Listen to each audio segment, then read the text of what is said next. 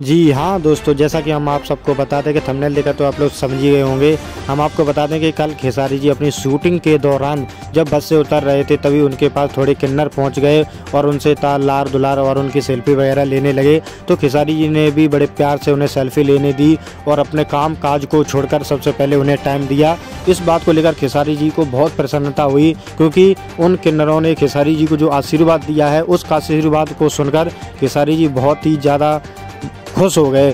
खेसारी जी और यामिनी सिंह की जो फिल्म आ रही है संघर्ष 2, उस बात को लेके जब किन्नरों ने कहा कि खेसारी जी आप हमेशा फलते फूलते रहोगे, और उनके सर पे हाथ रखकर उन्हें आशीर्वाद दिया है। जैसा कि आप सब स्क्रीन पे देख पा रहे होंगे कि खेसारी जी कितना खुश नज़र आ रहे हैं उन लोगों के साथ। लेकिन हम आपको बता दें, उन्होंने ये भी कहा है कि खेसारी जी बहुत अच्छे हैं और उनसे मिलके हमें बहुत अच्छा भी लगा। खेसारी जी की जो फिल्म आ रही है संघर्ष 2, वो किसी KGF से कम नहीं है, क्योंकि उनकी वो फिल्म बहुत ही जल्दी रिलीज होने वाली है और उसका टीजर तो रिलीज हो ही चुका है, जिस पे मिलियनों में व्यूज आ चुके हैं।